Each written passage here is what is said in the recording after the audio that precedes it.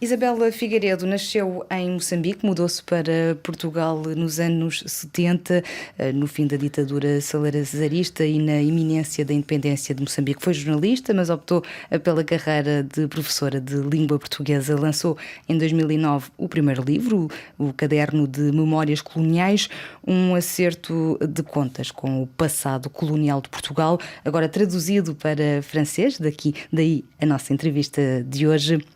Na editora Chandagne, Carnet de Mémoire Coloniale. Vai ser apresentado quinta-feira, pelas 7 da tarde, na livraria La Petite Égypte, aqui na capital francesa, em Paris.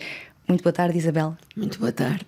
Para quem não leu ou já leu o seu livro e que conhecerá estas suas memórias, mas sobretudo para quem ainda não teve a oportunidade de as ler, que memórias guarda dos anos em que viveu em Moçambique?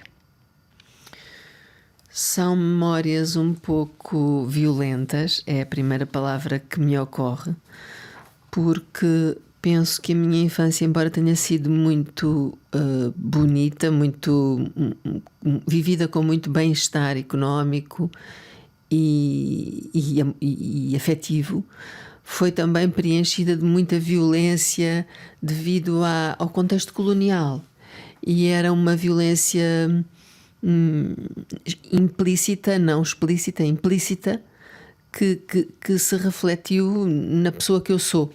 Portanto, se me perguntar que memórias é que eu tenho, eu diria que tenho umas memórias dúplices de uma África lindíssima, de um contexto lindíssimo, de bem-estar, mas com uma violência implícita que eu vim a reconhecer depois, mais tarde. Portanto, reflete-se na pessoa que é e pergunto-lhe que pessoa é que é, Isabela Figueiredo. Hoje? Sim. Sou uma mulher sozinha, sou uma mulher que tenho medo das relações com os outros, sou uma mulher bondosa, que tem bom coração, que gosta de animais, que gosta de uma vida simples, que gosta de arte, muito, mas que tem um pouco de medo das pessoas.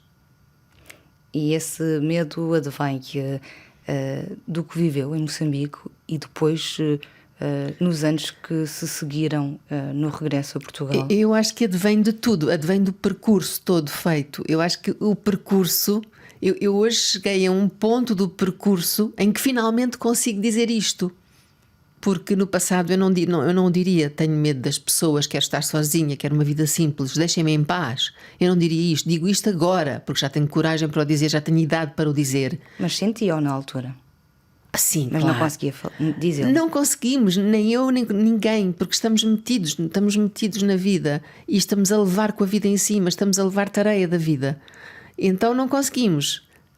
Mas agora já consigo dizê-lo. Deixem-me em paz, larguem-me, deixem-me viver a minha vida. Não quero gente, deixem-me estar com os meus cães. Ainda bem. Isabela, foi difícil este regresso ao passado, repensar, reviver e depois deitar cá para fora? Foi difícil, mas foi necessário. Era mesmo necessário. Eu tinha de escrever este livro assim com urgência primeira, portanto foi difícil, sim, é difícil reviver essa memória, mas foi absolutamente necessário para poder continuar e sobretudo para enfrentar a memória do meu pai, que tinha morrido e que eu precisava e porque eu precisava de manter em mim, porque tenho amor por ele. E é relativamente ao seu pai, diz que é um livro de traição, mas é também um livro que se aproximou, que fez com que se aproximasse do seu pai. Aliás, o livro é dedicado a ele. Eu não acho que seja um livro de traição. Os outros acham que é um livro de traição. Eu acho que é uma grande carta de amor ao meu pai. E é uma carta de amor a uma pessoa que está morta, mas que na verdade continua viva em mim. E o que eu faço no livro é dizer-lhe tudo aquilo que eu senti e que não disse. E que não pude, quer dizer, disse, mas todas as vezes que disse causou conflito, causou guerra entre nós e eu optei por me calar muitas vezes. Portanto, agora que ele está caladinho, que não pode responder e pode apenas ouvir, eu disse-lhe E disse-lhe com violência, mas também com muito amor, aquilo que precisava de ser dito para que o nosso amor continuasse para sempre. Isabela, o livro aborda o passado colonial de Portugal, a visão que tem do seu pai, na altura era eletricista português radicado em Moçambique. Por que motivo precisou descrever estas memórias e como é que encontrou palavras para descrever o que tinha dentro de si? Como é que encontrei palavras? Não lhe sei responder, tal como se calhar um pintor é capaz de não ser capaz de dizer como é que encontra o traço ou a cor. Agora, porque é que foi necessário escrever? Foi necessário escrever que esse desprezo que o meu pai tinha pela cultura africana, essa violência que ele tinha relativamente aos africanos era inaceitável para mim como ser humano, desde criança, e eu não podia viver sem o revelar. Quer dizer, eu não posso existir, eu não consigo compactuar com a injustiça, eu não consigo. Se há uma coisa que me desagrada, eu digo-lhe imediatamente: isto desagradou-me, ou isto é ridículo, isto não faz sentido, eu digo-lhe. E portanto eu teria de o dizer sobre o meu pai, para poder viver em paz, para poder viver honestamente. Isso é importante para mim, viver honestamente, viver em paz com a minha consciência. Eu já durmo mal. Se eu não vivesse em paz com a minha consciência, dormiria muito pior. Então foi necessário fazê-lo. Agora, porquê assim? Não lhe sei dizer. Não sei dizer. Acha que o Pollock sabe dizer porque é que pintava quadros daquela maneira? Ele se calhar não saberia.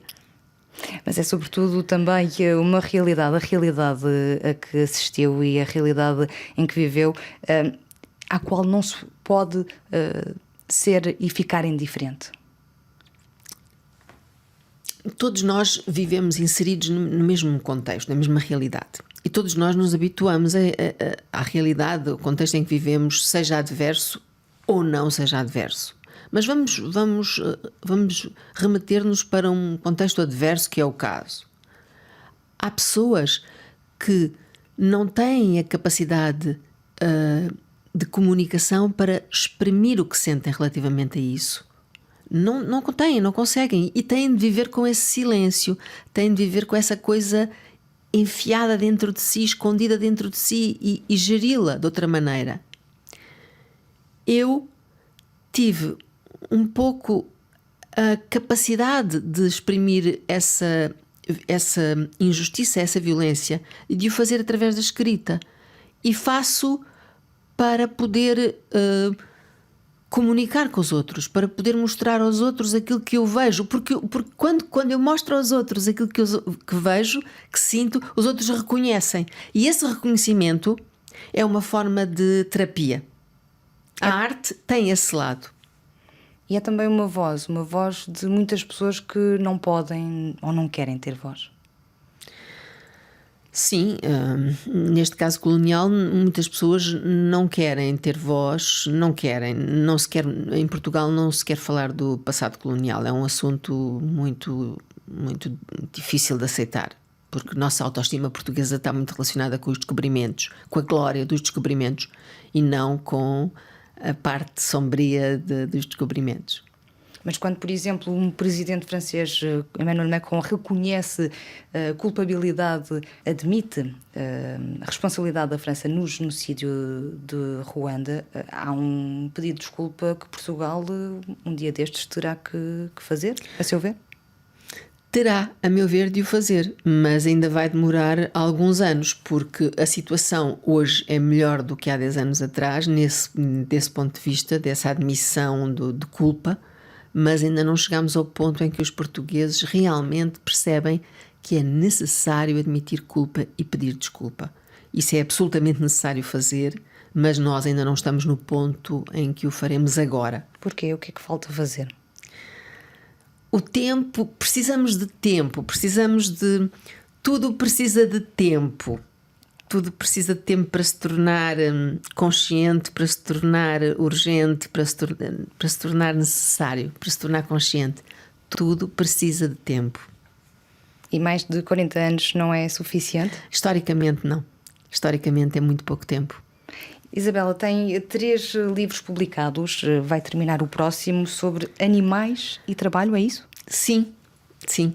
Eu não gosto muito de revelar o que estou a escrever, mas estou de facto a escrever um livro que é também muito importante para mim, que quero escrever também desde sempre e que tem a ver com a relação dos seres humanos com os animais e com a forma como nós os subjugamos e os escravizamos e nos servimos deles para manter a nossa vida sem pensar neles. E isto tem muito a ver com o caderno de Memórias Coloniais. E, curiosamente, começamos esta entrevista a falar que vivia sozinha na companhia de animais. Sim, sim. Eu vivo com cães, são excelentes companheiros. Também poderia viver com gatos, porque também são excelentes companheiros. Mas tenho uma linguagem silenciosa, uma linguagem não humana, uma linguagem feita de gestos, olhares e ruídos com os meus animais, e não imagino já a minha vida de outra maneira, já não imaginava viver de outra maneira. Gosto da minha vida com os meus cães, com o meu jardim, o meu pomar, os meus livros, as minhas coisinhas,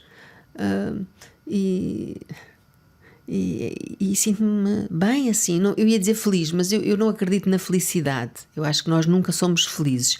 Vamos procurando sentir-nos bem. Isso já é felicidade. No que é que acredita, Isabela? Acredito na bondade. Acredito na natureza. Acredito nas árvores, nas pedras. Acredito no silêncio.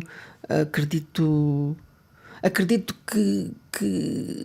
que mesmo no mais escuro, no horror mais escuro, existe salvação, existe bondade. Acredito nisso. Isabela, em 2009, quando escreve Cadernos de Memórias Coloniais, estava à espera que, pouco mais nos anos seguintes, este livro chegasse a tantas pessoas, em tantas línguas, agora traduzido em francês, apresentado na quinta-feira ao público francês? Eu nunca espero nada, mas eu estou aberta a tudo sempre. Ou seja, eu sou honesta no meu trabalho. O meu trabalho é um trabalho verdadeiro, é um trabalho honesto. Portanto, não esperando nada, eu sei que dei o meu melhor, dei do fundo do meu coração o melhor que tinha. Portanto, se eu esperava chegar aqui, não esperava, mas cheguei, estou agradecida. Estou agradecida por ter chegado aqui. É muito bom poder falar com as pessoas, estar presente, ter voz. É maravilhoso. Isabela acaba de ser nomeada para o Prémio Fémina Estrangeiro, um dos prémios mais importantes da literatura francesa, com este livro, Carnet de Mémoire Coloniale. São boas notícias também. São notícias maravilhosas e inesperadas. Não esperaria. Fiquei muito surpreendida, na verdade. Isabela Figueiredo, muito obrigada. Muito obrigada eu. Era Isabela Figueiredo, escritora, que está em Paris para apresentar Cadernos de Memórias Coloniais, apresentado quinta-feira pelas 7 da tarde na livraria La Petite Égypte.